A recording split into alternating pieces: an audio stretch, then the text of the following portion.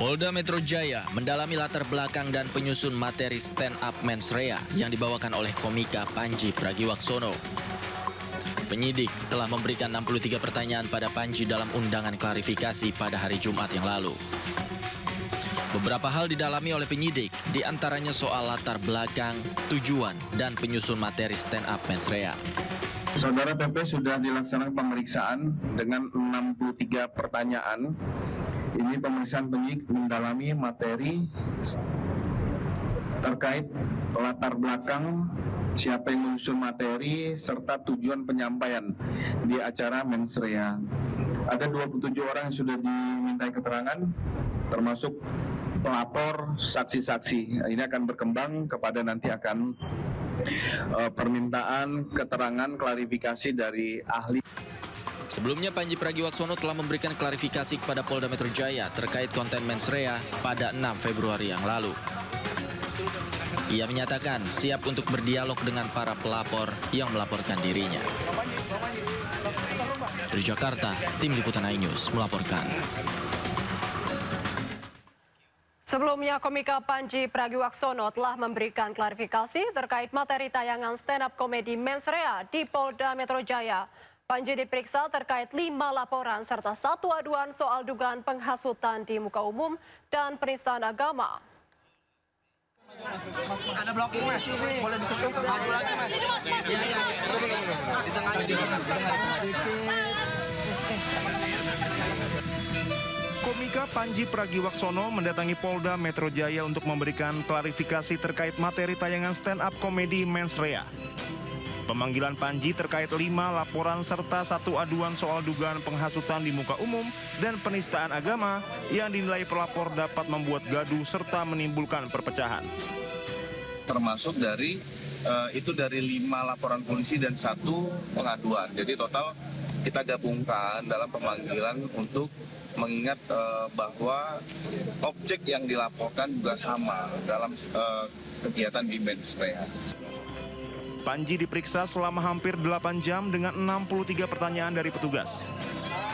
Panji menyebut dirinya tidak merasa telah melakukan penistaan agama dalam kontennya di mens rea. Ya, saya tadi menjalani prosesnya, saya coba untuk jawab pertanyaan dari polisi sebaik mungkin. Saya ada pada posisi tidak merasa melakukan penistaan agama. Jadi prosesnya tadi jalan dengan cukup lancar, pertanyaannya terjawab dan ya kita ikutin prosesnya aja. Dalam keterangannya, penasihat hukum Panji, Haris Azhar menyebut petugas menunjukkan potongan video Panji dalam mens rea saat pemeriksaan untuk menyelidiki terkait laporan yang diajukan kepada Panji. Ada 63 pertanyaan, lalu dipertunjukkan kepada Panji diperlihatkan video-video dari akun-akun kira-kira saya bilangnya potongan-potongan video dari akun-akun bukan Netflix terkait dengan sejumlah potongan atau yang memuat pernyataan-pernyataan Panji di dalam pertunjukan mens rea.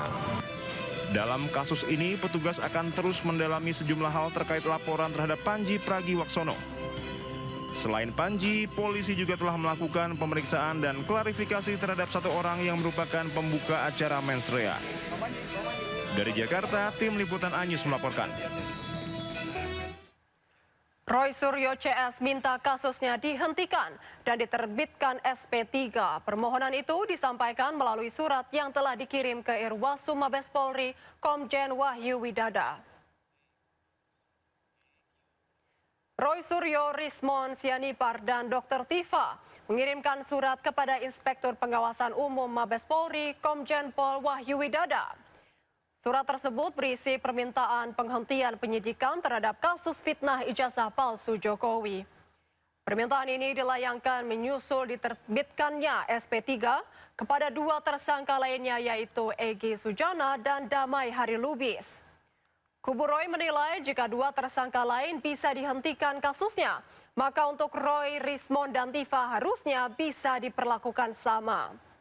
Selain itu, permohonan penghentian kasus Roy Suryo CS juga didasari oleh keterangan ahli yang dihadirkan, yaitu mantan Wakapolri Ugro Seno. Ini adalah press conference kita yang penting karena kita mengajukan sebuah surat yang penting, yaitu harusnya kasus ini dihentikan penyidikannya karena dari awal sudah melanggar undang-undang, melanggar peraturan. Jadi undang-undang dan peraturan di bawah undang-undang. Jadi baru saja rekan kami yang dipimpin oleh saudara Alkatiri itu menyampaikan surat ke Irwasum ya di Mabes Polri sana, tapi press conference-nya tetap di sini. Dan ini suratnya sudah ada tanda terimanya ya. Jadi suratnya sudah diterima dan nanti saya akan bacakan sekilas isi suratnya apa. Dan nanti rekan Alkatiri akan menyampaikan tambahan, kemudian rekan-rekan yang lainnya ada juga Fadli Nasution, ada Ramdansa, ada Pak Joni Silalahi, dan ada dua prinsipal kita yang mungkin akan menambahkan hal-hal lain atau memperkuat ini. Ada Rismon Sianipar di sebelah kanan saya dan sebelah kiri saya Roy Suryo. Nah, ini ya kenapa kami percepat? Karena kami mendapatkan ilham dari dua ahli kami kemarin. Profesor Din Samsudin dan Komjen Pol Purnawiran Ugro Seno. Sementara Jokowi menyebut proses hukum terhadap Roy Suryo CS tetap berjalan meski pintu maaf tetap terbuka. Untuk memaafkan mereka bertiga ya Pak? Gak ada masalah, memaafkan kan urusan pribadi, urusan hukum kan lain. Misal mereka datang seperti Egy Sujana ke kediaman seperti apa Pak? Kan misal. Kalau untuk proses hukum tetap jalan ya Pak? Tetap. Lah kemarin kan kita diperiksa lagi, ada pemeriksaan tambahan. Ketua Jokma Nusantara Bersatu Andi Aswan mendatangi Polda Metro Jaya untuk mengajukan pelaporan terhadap Rismon Sianipar terkait dugaan penggunaan ijazah palsu S2 dan S3 dari Yamaguchi University.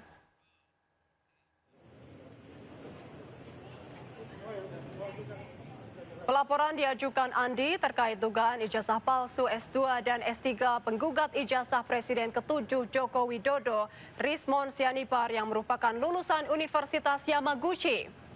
Hal itu diketahui lantaran warna ijazah S3 milik Rismon Sianipar terlihat berbeda. Andi menyebut kasus ini sebagai maling teriak maling.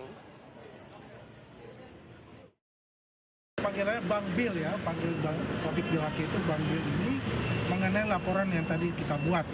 Dan ini semuanya sudah ada mens rea-nya ya. Jadi kalau dikatakan selama ini maling teriak maling, inilah yang terjadi ya. Bahwasanya ini adalah sesuatu yang mereka lakukan mempolarisasi kehidupan masyarakat kita sehingga terbelah yang di bawah. Biar bagaimanapun kebenaran pasti akan menemukan jalannya. Ahli dari kubu Roy Suryo CS Bonatua Silalahi hari ini mendatangi KPUD DKI Jakarta. Bonatua datang untuk menerima salinan ijazah Presiden ke-7 Joko Widodo.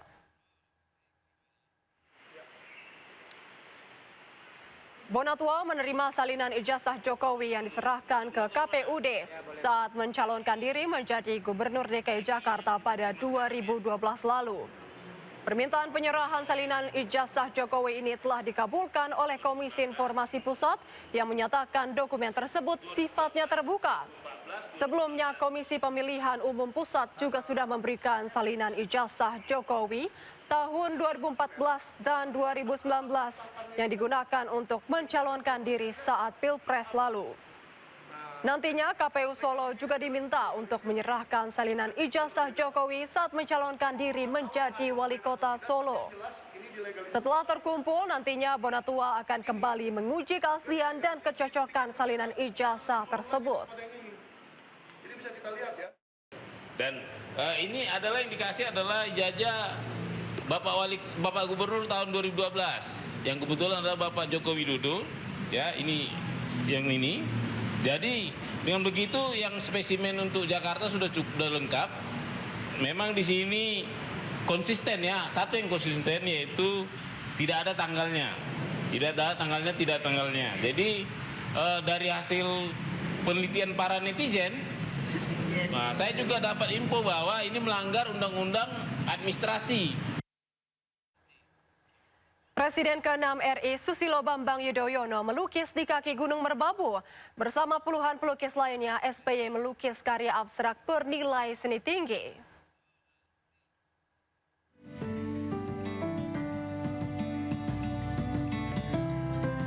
Presiden ke-6 Republik Indonesia Susilo Bambang Yudhoyono asyik melukis di kaki Gunung Merbabu, Magelang, Jawa Tengah.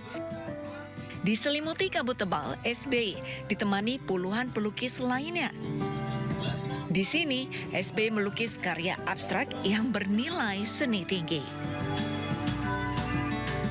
SBY mengungkap dirinya masih merasakan duka dan kehilangan mendalam sejak ditinggal sang istri Ani Yudhoyono. Sehingga SBY mencari kegiatan positif untuk membuatnya senang dan tenang, salah satunya dengan melukis. Tapi menurut aku, disitulah sebetulnya pelukis banyak pilihan dari sudut mana yang bisa diambil. So, tempat yang bagus, entah ke arah Merbabu, Merapi, atau membelakangi ke arah sana, itu apa namanya ketep yang ada hill di situ. Aku ngambil ke arah sana. Tapi cuaca yang tadi bukan sekarang, kan changing, berubah itu. Nah ini tidak detail, sambil semi abstrak landscape painting, jadi ya begini aja. Karya dari para pelukis ini kemudian dipamerkan di sebuah hotel di Magelang, Jawa Tengah untuk dinikmati oleh para pecinta seni. Dari Magelang, Jawa Tengah, Puji Hartanto, iNews melaporkan. Sambut Tahun Baru Imlek, umat Tridharma di Kota Salatiga, Jawa Tengah mulai membersihkan patung dewa di Klenteng Hoktek Pio. Pembersihan dilakukan menggunakan air langit yang berasal dari air hujan.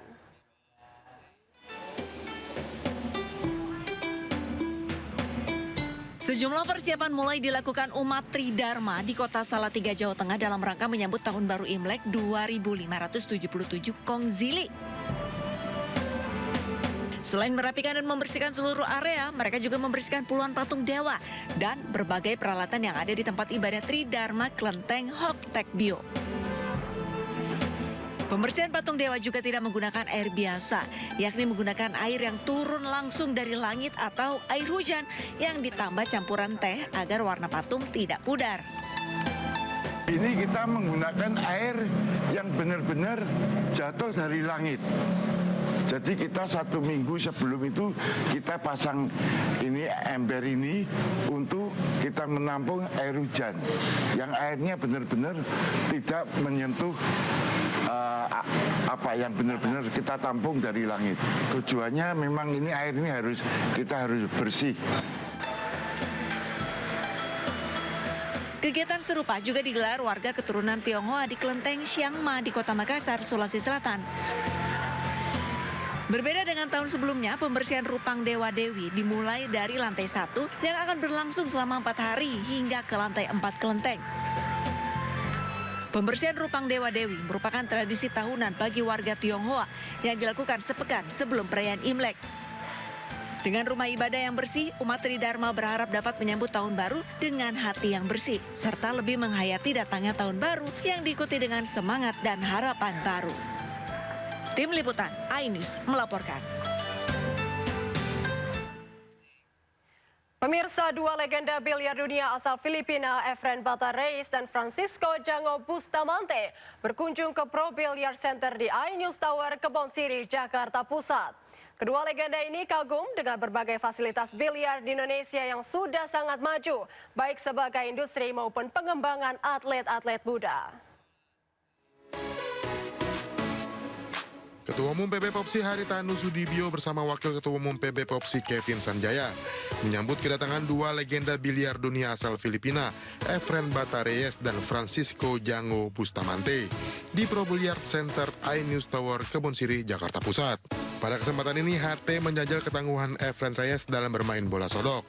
Setelah itu dilanjutkan dengan pertandingan format ganda, di mana Kevin Sanjaya berpasangan dengan Jango Bustamante melawan Sekjen PB Popsi Ahmad Fadil Nasution dan Efren Reyes. Pastinya ini sangat bagus ya untuk industri biliar di Indonesia, terutama untuk atlet-atlet yang masih muda, untuk mereka punya panutan lah. Dan mereka bisa banyak belajar, kan mereka juga udah keliling ke rumah-rumah biliar dan lain sebagainya, itu sangat bagus lah untuk industri biliar ini. Dalam kunjungannya, kedua legenda biliar ini juga memuji fasilitas biliar di Indonesia yang semakin maju, sehingga berdampak terhadap perkembangan atlet-atlet biliar muda tanah air. Well, I see a lot of pool hall here in Jakarta. They all beautiful, and this one too, the Pro Billiard Center, big, it's cute, and I like it. I'm here to bring play to all the young players that they wanna grow up and they want to go to play very good here in Indonesia. Every time I come to Indonesia, I see a lot of pool hall. It's very nice. Kedatangan kedua legenda biliar diharapkan mampu mendongkrak industri biliar tanah air, sekaligus memberikan inspirasi bagi para atlet muda Indonesia. Dari Jakarta, Anissa Rizkia Sutrisno, iNews melaporkan. Kita berjumpa di segmen Sido News 5, ruang bincang yang bukan sekedar menyampaikan berita, tapi juga mengajak kita semua berpikir lebih dalam tentang apa yang sedang terjadi di negeri ini. Mulai dari rencana pemerintah mengirimkan ribuan personel TNI ke Gaza, yang kini jadi perbincangan dunia internasional tentunya. Polri yang mulai ikutan membangun SPPG untuk makan bergizi gratis. Lalu kemudian ada reaktivasi otomatis bagi 120.000 peserta BPJS yang kurang mampu, diikuti penghapusan tunggakan BPJS yang kini mencapai 26 triliun rupiah. Serta lagi-lagi masalah siswa-siswi yang tidak bisa belajar. Bersama saya, David Silahoy.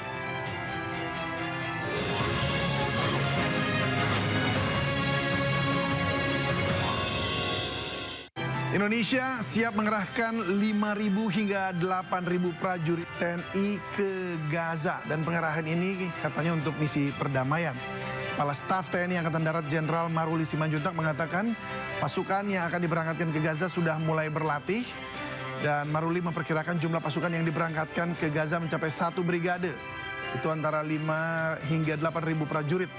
Namun soal keberangkatan dan kepastian penugasan, Maruli menyerahkan ke tingkat komando yang lebih tinggi.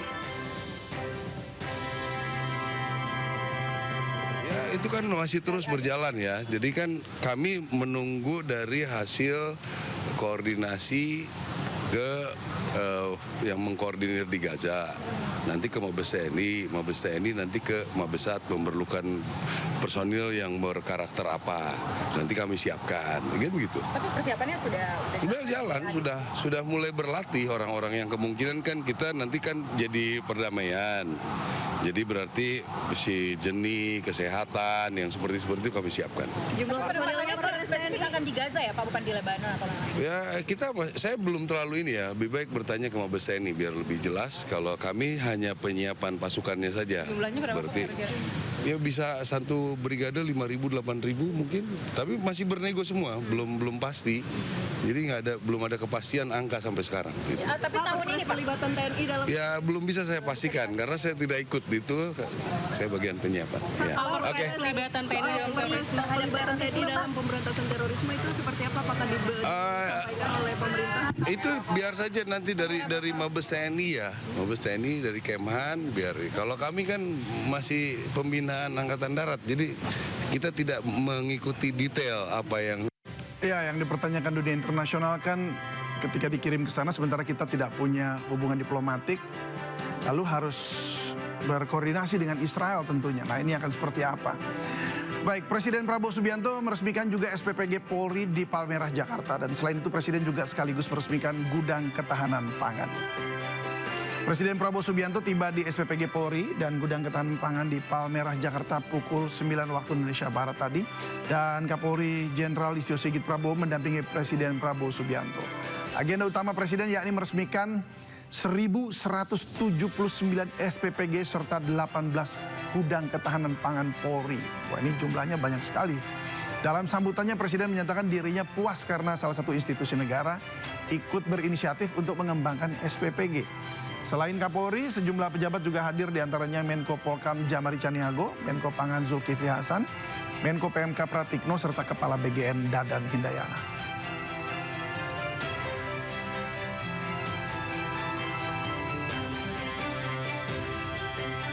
Kita ke polemik BPJS sekarang.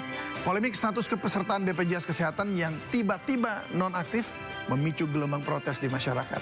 Pemerintah dan BPJS Kesehatan pun memastikan 120.000 peserta BPJS kurang mampu dan yang mengidap penyakit kronis atau katastrofik akan dapat reaktivasi otomatis. Nah, pemerintah memastikan 120.000 peserta BPJS PBI atau BPJS bagi warga kurang mampu yang mengidap penyakit katastrofik atau penyakit kronis akan mendapat reaktivasi secara otomatis. Mereka tidak perlu melakukan pengurusan administrasi yang rumit lagi. Menteri Kesehatan Budi Gunadi Sadikin menyebut akan ada masa transisi selama 3 bulan dan setelah itu kepesertaan BPJS PBI akan direview ulang. Menkes juga mengungkapkan total tunggakan iuran peserta BPJS Kesehatan mencapai 26,47 triliun. Banyak sekali, dan tunggakan terbanyak dari kategori PBI atau BPJS bagi warga kurang mampu. Namun dari sisi nominal tunggakan paling besar justru dari BPJS Mandiri atau PBPU, pekerja bukan penerima upah. Ini artinya bisa jadi bisnismen, yakni sebesar 22,2 triliun rupiah. Sementara Direktur BPJS Ali Gufron menyebut penghapusan piutang hanya berlaku 1 kali aja. Dan hal ini untuk mencegah ketergantungan dan tetap menjaga kedisiplinan peserta. Totalnya itu sekitar 14 triliun gitu. 14 triliun atau 14 triliun 125.680.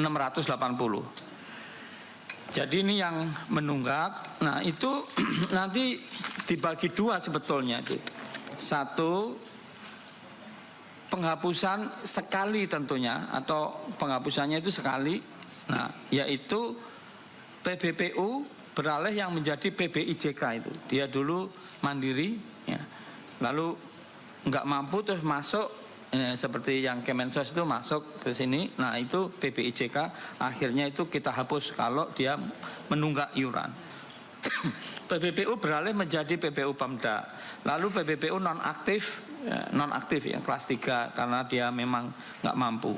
Nah, bila kemudian hari menunggak lagi, maka tunggakannya ini harus dibayar untuk aktif kembali. Ya, Menteri Kesehatan Budi Gunadi Sadikin mempersiapkan skema untuk menghapus tunggakan iuran para peserta BPJS Kesehatan. Budi menyebut total tunggakan seluruh peserta mencapai 26,47 triliun rupiah. Menteri Kesehatan Budi Gunadi Sadikin mempersiapkan skema untuk menghapus tunggakan iuran para peserta. Budi menyebut di awal 2026 ini pihaknya menemukan data 63 juta peserta BPJS nonaktif karena memiliki tunggakan iuran atau karena mutasi keluar. Budi menyebut total tunggakan seluruh peserta mencapai 26,47 triliun rupiah. Dan Menkes menyebut kebijakan penghapusan tunggakan BPJS ini sudah sampai ke Kemensetnek dan tengah menunggu untuk disetujui.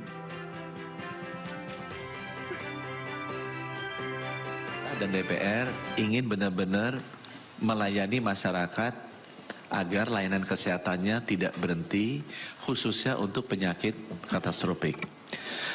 Walaupun yang ramai kemarin adalah cuci darah, sebenarnya banyak layanan-layanan lain yang sifatnya katastrofik. Katastrofik ini artinya kalau kita hentikan saja, bisa sehari, seminggu, atau sebulan, itu konsekuensinya nyawa. Nah, kita sudah mengidentifikasi Kementerian Kesehatan dan BPJS yang datanya mudah-mudahan direkonsiliasi cepat dengan Kemensos ya Pak Ali Gufron ya.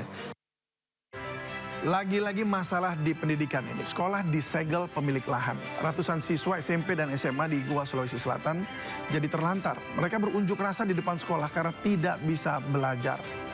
Ratusan siswa sebuah SMP dan SMA di Goa, Sulawesi Selatan berunjuk rasa di depan sekolah mereka. Dan para siswa ini terlantar karena nggak bisa sekolah.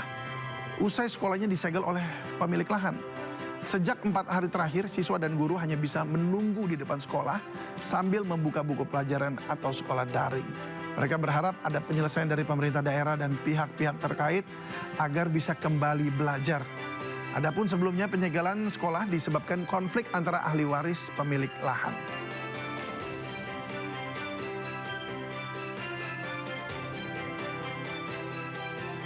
Ya, di balik setiap kebijakan ada konsekuensi dan di balik setiap headline ada harapan publik yang tidak boleh diabaikan. Dan kalau hari ini kita belajar satu hal, itu adalah kekuasaan bisa dibongkar, kebijakan bisa ditantang, dan suara publik kalau cukup lantang bisa mengubah arah. Saya David Silahoy, sampai jumpa.